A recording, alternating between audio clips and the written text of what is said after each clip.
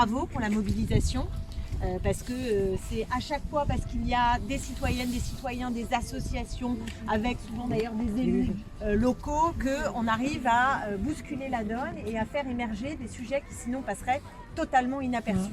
Le mec qui est dans son bureau, qui va signer la dérogation là, ah oui, alors des balançoires c'est pour la population, c'est un projet d'utilité publique, donc allez, on a le droit de déroger, on détruit les espèces, on détruit l'habitat, 40 espèces d'oiseaux, 33 protégées, certaines sur la liste rouge, 3 espèces de chauves-souris, des écureuils, du renard, un insecte, bon, lui il signe quoi, parce qu'il est dans son bureau, il n'a pas les yeux, s'il était venu mettre un coup, son fesse dans cette forêt, il n'aurait pas signé son putain de papier. Parce qu'aujourd'hui, ce que vous avez, c'est ça, c'est la région, ça, c'est le département, ça, c'est la commune. Et ça permet à des politiques qui, par ailleurs, ont des idées, des paris-cochets parce qu'ils sont avec les promoteurs, de dire c'est pas moi, c'est pas moi. Alors qu'en matière environnementale, on ne peut pas accepter que la défense de la biodiversité de l'écosystème soit inférieure hiérarchiquement au périmètre du droit privé, de la propriété. En fait, c'est pas le sujet, la propriété. C'est pas le sujet. Parce que l'oiseau, lui, il s'arrête pas. D'accord? Il s'en fiche complètement de savoir que là, c'est le département et que là, c'est la région. Toute la question de l'intégration de la règle verte dans la Constitution et la possibilité de hiérarchiser les normes, parce que, effectivement, c'est plus important. Voilà, la défense de la biodiversité des sols, de l'écosystème est plus important et certainement plus important que le patrimoine et le droit privé et le droit de propriété. Alors, on a un code de l'environnement qui, au moins, qui a le mérite d'exister. Il n'y a rien de plus simple que de déroger à toutes ces lois. Nous, c'est ce qui est arrivé ici.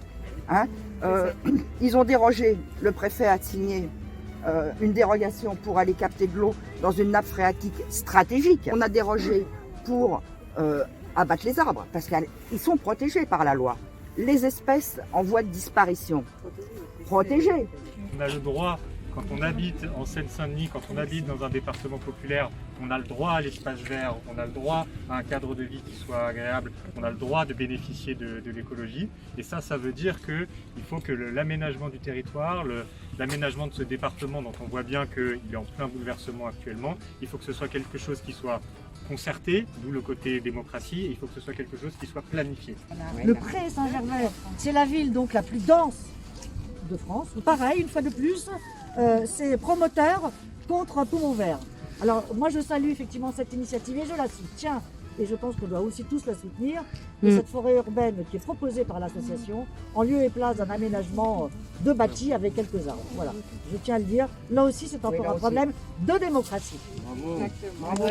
On y était. Oui. Aujourd'hui, on est sur la défensive, c'est-à-dire qu'on défend. Et là, on est en train de défendre les 18 hectares. Nous défendrons cet espace vert, ce poumon vert, la biodiversité et cette forêt. Mais ce que je veux vous promettre, c'est bien plus que ça. C'est-à-dire que ce que je veux, c'est qu'on arrête de défendre ce qu'on a et qu'on pousse dans l'autre sens. C'est-à-dire qu'on étende les espaces verts, qu'on étende la protection et qu'on inverse les choses.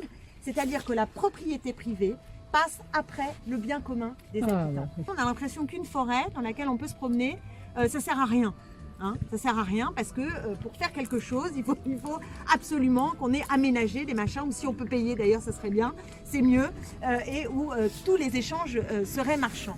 Et je crois que ce qu'on a aussi envie de défendre, c'est précisément dans des espaces qui sont quand même des espaces denses, des lieux où justement on peut lever le nez en l'air, se promener, profiter d'un bout de nature et alterner des lieux, des espaces où il y a des logements qui sont quand même relativement denses et des lieux où on peut tout simplement un peu plus respirer.